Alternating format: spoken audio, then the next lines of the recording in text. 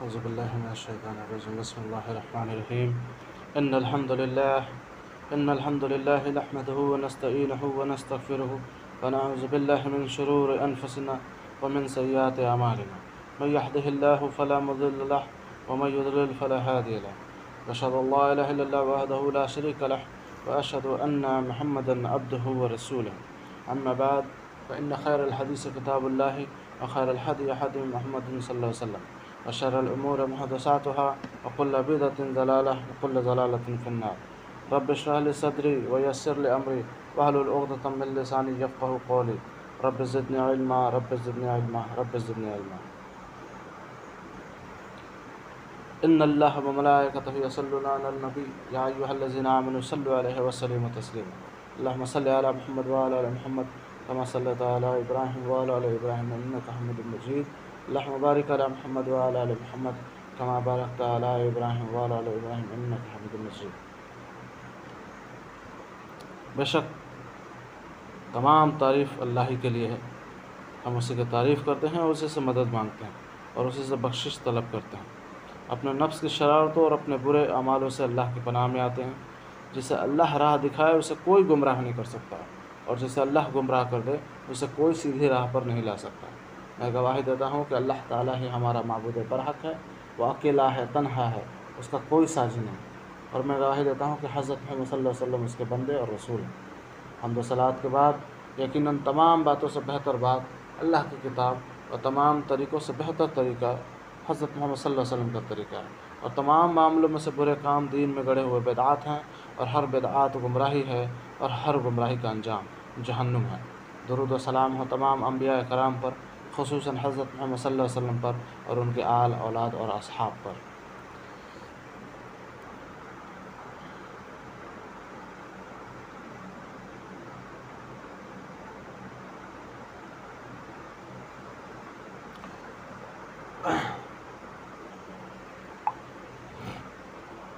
چلیے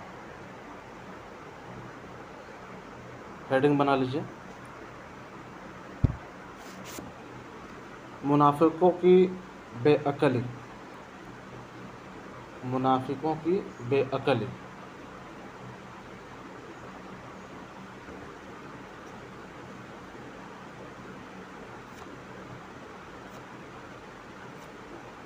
منافقوں کی بے عقلی۔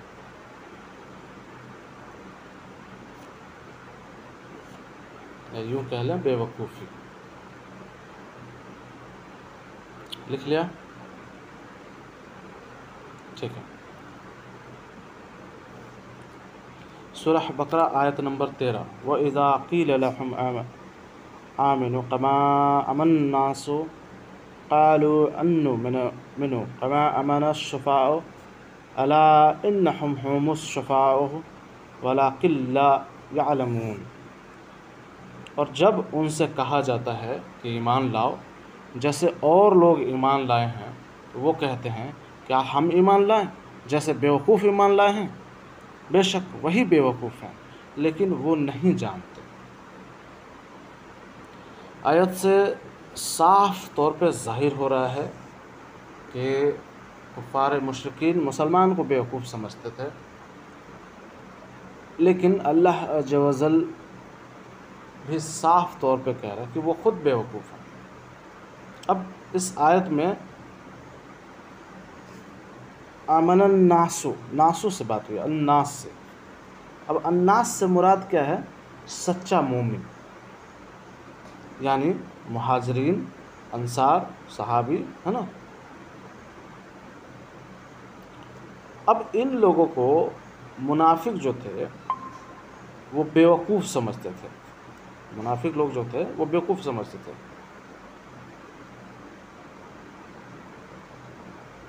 اب کیوں بیوقوف سمجھتے تھے؟ کیونکہ یہ سچے مومن تھے، ان کی طرح فائدہ پرست نہیں تھے، بلکہ دین کی خاطر ہر تکلیف، ہر حاجت، ہر طریقے کے تکلیف کو برداشت کرتے تھے، یہاں تک کہ جان تک دینے کے لیے تیار تھے۔ اب اس آیت سے جو صحابہ اکرام رضی اللہ عنہم کی فضیلت بیان ہوتی ہے، صحاباؤں کے بارے میں اللہ عز و جل کلیئر طور پہ کہہ رہا ہے کہ وہ بیوقوف نہیں ہیں۔ بیوقوف کون ہے؟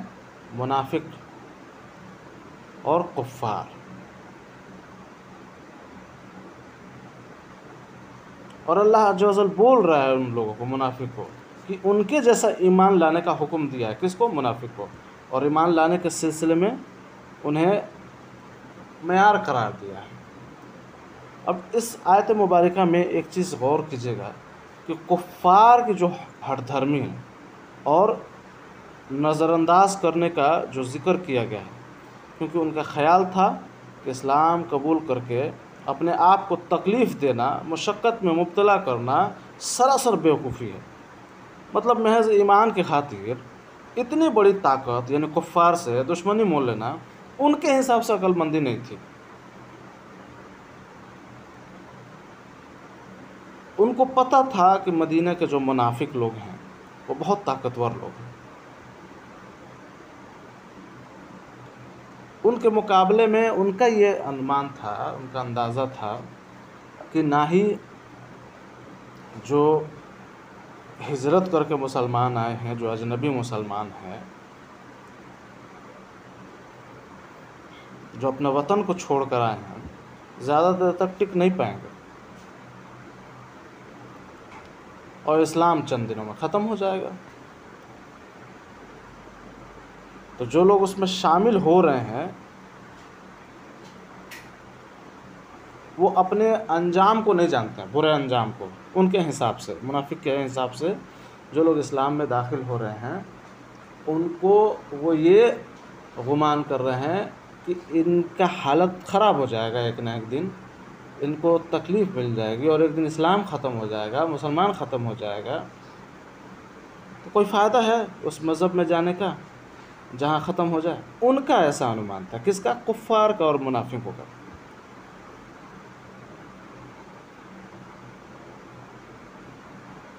اس لیے وہ مسلمانوں کو بیوقوف سمجھتے تھے۔ اندازہ کیجئے کہ آخرت کو ماننے سے اس دنیا میں جو عیش و عشرت ہے وہ کم پڑ جاتا ہے۔ جیسے ہی آپ آخرت کا تصور کرتے ہیں، آپ کو شراب چھوڑنا ہوتا ہے، زناکاری چھوڑنا ہوتا ہے، جھوٹ چھوڑنا ہوتا ہے، غیبت چھوڑنا ہوتا ہے، لوگوں کا مال ہڑپنا چھوڑنا ہوتا ہے، لوگوں کو اپنے حق جو ہیں وہ دینے پڑ جاتے ہیں۔ یہ سب چیزیں ہیں آخرت کا خیال کیجیے گا تو۔ اور اگر آخرت کا خیال نہ آئے تو دنیا کی موج، کسی کا بھی مال ہڑپ لیجئے، کسی کے ساتھ زنا کر لیجئے، عیاشی کر لیجئے، شراب پی لیجئے، یہ سب چیزیں ہیں۔ لیکن اگر آپ چھوڑتے ہیں تو کیا فائدہ ہے؟ اس کے بدلے میں آخرت کا ہمیشگی کا عیش و آرام ہے۔ وہ ساری چیزیں جو اس دنیا میں آپ چھوڑیں گے، آخرت میں آپ کو سود سمیت اللہ واپس کرے گا۔ منافق جو ہے نا، اسی ہمیشہ والے نفع اور نقصان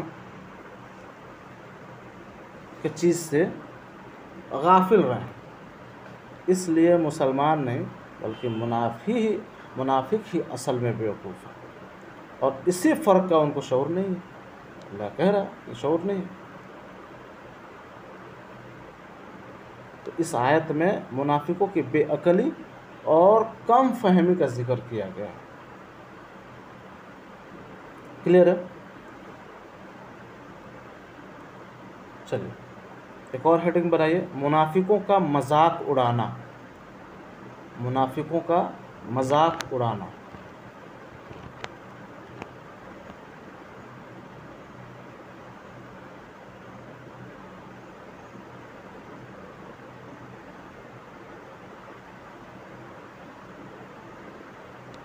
ٹھیک ہے، سورہ بقرہ آیت نمبر 14 اور 15۔ 14 اور 15۔ اور جب وہ ان سے ملتے ہیں تو ایمان لائے تو کہتے ہیں، جو ایمان لائے تو کہتے ہیں ہم ایمان لے آئے، اور جب وہ اپنے شیطانوں کے پاس تنہا ہوتے ہیں تو کہتے ہیں یقیناً ہم تمہارے ساتھ ہیں، ان لوگوں سے تو ہم صرف مذاق کرتے ہیں۔ اللہ ان سے مذاق کرتا ہے اور انہیں ان کی سرکشی میں ڈھیل دیتا ہے، وہ اس میں بھٹکتے پھرتے ہیں۔ سورہ بقرہ آیت نمبر 14 اور 15۔ اب اس آیت مبارکہ میں کس چیز کا ذکر کیا گیا ہے؟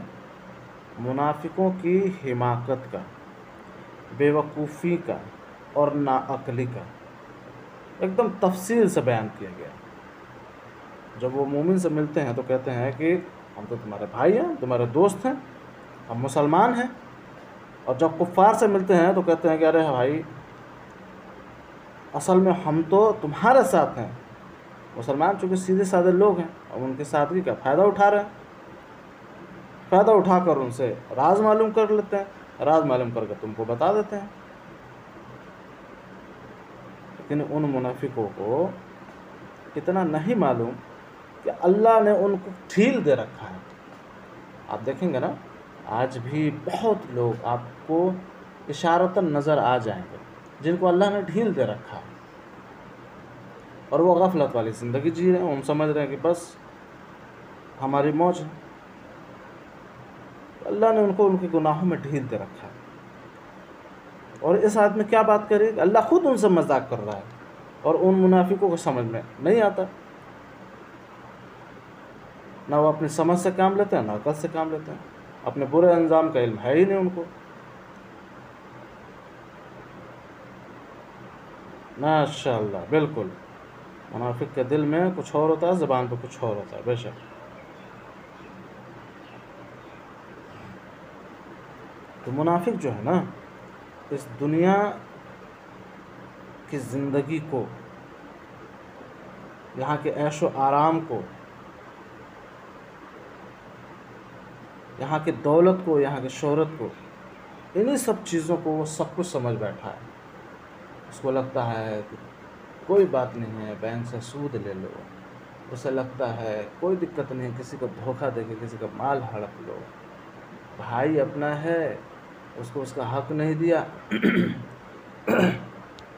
اس نے حق مانگا تو مار پیٹ کرنے لگے، بہن کا حق نہیں دیا، رشتہ داروں کا حق نہیں دیا، اس سے یہ لگتا ہے کہ کسی غریب غربا کو کھلا دیں گے ہمارا مال کم ہو جائے گا، زکوٰۃ دے دیں گے تو مال کم ہو جائے گا، صدقہ کریں گے تو مال کم ہو جائے گا، اس کو ایسا لگتا ہے۔ چیلنج ہے پوری دنیا کو، پوری دنیا میں جس کو بھی ایسا لگتا ہے کہ زکوٰۃ اور صدقہ دینے سے غریبی آ جاتی ہے، مال کم ہو جاتا ہے، وہ ایک بھی ایسا شخص تلاش کر کے دکھا دے جو یہ کہے کہ ہم نے زکوٰۃ دے کے، صدقہ دے کے ہم غریب ہو گئے، فقیر ہو گئے، فقراء ہو گئے۔ ایک بھی ایسا شخص نہیں ملے گا، پوری دنیا کے چیلنج ہے۔ کیونکہ اللہ عز و جل نے کہہ دیا صدقہ کیا کرو، صدقہ تمہارے مال میں اضافہ کرتا ہے، زکوٰۃ دیا کرو، تمہارے مال میں اضافہ ہوتا ہے۔ جو صدقہ کرتے ہیں، زکوٰۃ کرتے ہیں، آپ دیکھیں گے ان کے مال میں اللہ اضافہ کر دیتا ہے، کئی گنا اضافہ کر دیتا ہے۔ لہٰذا صدقہ کرنا چاہیے، زکوٰۃ دینا چاہیے۔ لیکن اب یہاں پہ بات آتی ہے کہ عقل تو یہ کہتا ہے کہ اگر ہم صدقہ کرتے ہیں، زکوٰۃ کرتے ہیں تو بھائی اپنے ہی مال میں سے دے رہے ہیں، کمی ہو جائے گی۔ لیکن اللہ عز و جل فرماتا ہے کہ اگر آپ صدقہ کرتے ہیں، زکوٰۃ کرتے ہیں، چونکہ مال دینے والی ذات اللہ ہے، اللہ عز و جل خود کہتا ہے کہ تمہارے مال میں کوئی کمی نہیں ہوگی، بلکہ تمہیں اور اضافہ کر کے دیا جائے گا۔ اب یہیں پہ بات آتی ہے نا، منافق اور مسلمان۔ منافق کو یہ احساس ہوتا ہے کہ نہیں، زکوٰۃ دینے سے مال میں کمی ہو جائے گی۔ وہ عبداللہ بن سبا وہی تھا نا، ہاں عبداللہ بن سبا نہیں، شاید عبداللہ بن سبا، جس نے یہ کہہ دیا تھا ابو بکر صدیق رضی اللہ عنہ سے کہ ہم نماز تو پڑھیں گے لیکن زکوٰۃ نہیں دیں گے۔ ابو بکر صدیق رضی اللہ عنہ نے کہا کہ ہم جنگ لڑیں گے اس سے۔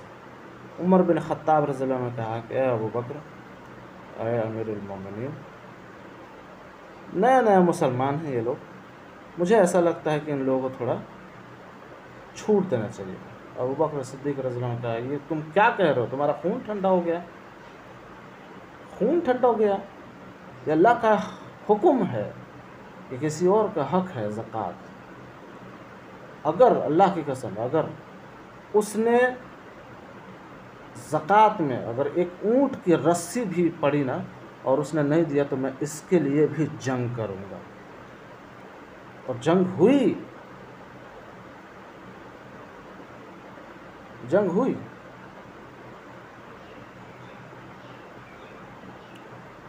تو سمجھنے والی بات ہے نا۔ چلیے ایک حدیث دیکھتے ہیں۔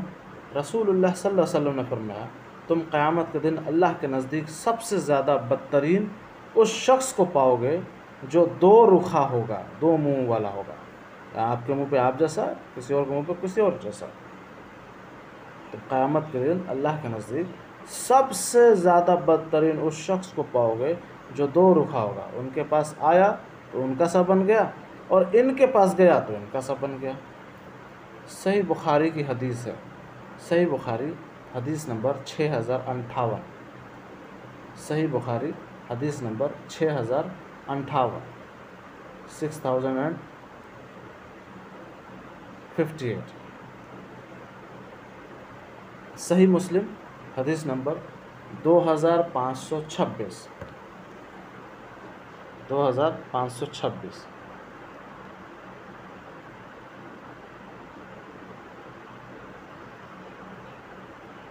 صحیح بخاری حدیث نمبر 6058 اور صحیح مسلم حدیث نمبر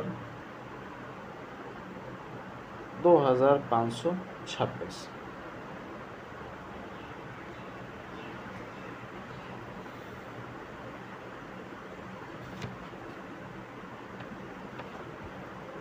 کلیئر ہے؟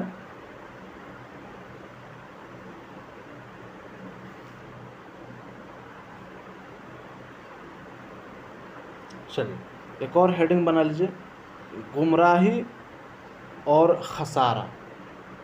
گمراہی اور خسارہ، خسارہ مطلب نقصان اٹھانے والا، گمراہی اور خسارہ۔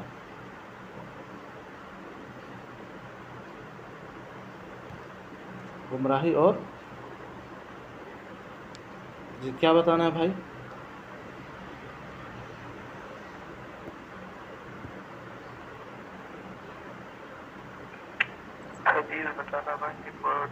حدیث میں نے لکھ دیا ہے، صحیح بخاری کی حدیث ہے 6058۔ رسول اللہ صلی اللہ علیہ وسلم نے فرمایا تم قیامت کے دن اللہ کے نزدیک سب سے زیادہ بدترین اس شخص کو پاؤ گے جو دو رخا ہوگا، دو منہ والا ہوگا، ادھر کی بات ادھر، ادھر کی بات ادھر، آپ سے ملا تو آپ جیسا، ہم سے ملا تو ہم جیسا، ان کے پاس آیا تو ان کا سا بن گیا اور ان کے پاس آیا تو ان کا سا بن گیا۔ صحیح بخاری کی حدیث ہے 6058 اور صحیح مسلم کی حدیث ہے 2526۔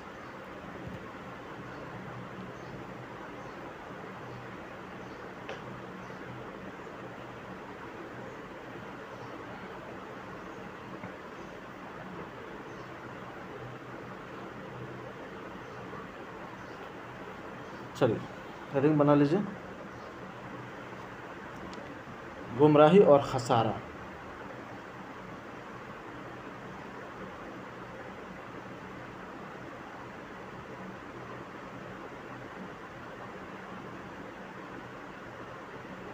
سورہ بقرہ آیت نمبر 16۔ یہ وہ لوگ ہیں جنہوں نے گمراہی خرید لی ہدایت کے بدلے، تو ان کی تجارت نے انہیں کوئی نفع نہ دیا اور وہ ہدایت یافتہ نہ ہوئے۔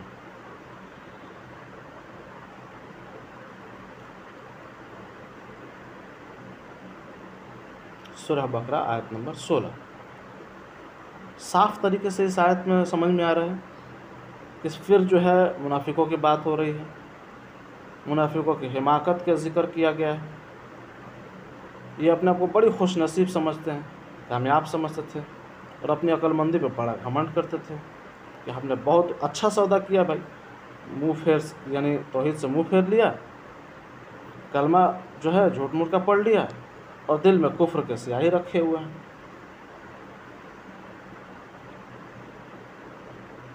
ان کو بڑی خوشی ہو رہی تھی اس چیز پہ کہ اپنی پوری عمر گنوا کر دنیا کے ٹیمپرری خوشی اور کامیابی اور آرام حاصل کر لیا ہے، جبکہ یہ بہت بڑا گھاٹا ہے، گھاٹے کا سودا ہے۔ اللہ کہہ رہا ہے کہ ان کی تجارت جو ہے ان کو کوئی نفع نہ دیا اور وہ ہدایت یافتہ نہ ہوئے۔ اب فائدے کا جو تجارت ہے وہ کیا ہے؟ فائدے کا تجارت تو یہ ہے کہ اپنا مال اور جان اللہ کے راہ میں خرچ کر دے اور آخرت کی ہمیشہ کی خوشی حاصل ہو جاتی۔ بھائی رسول اللہ صلی اللہ علیہ وسلم ان کو ملے تھے، بھائی ہم ترستے ہیں ان کو دیکھنے کے لیے، ان کی آواز سننے کے لیے۔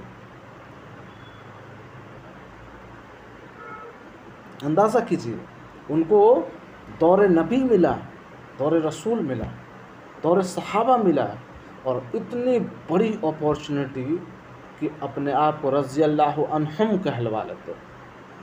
اللہ اکبر، اللہ اکبر۔ لیکن دیکھیے کیا ان کے ہاتھ لگا؟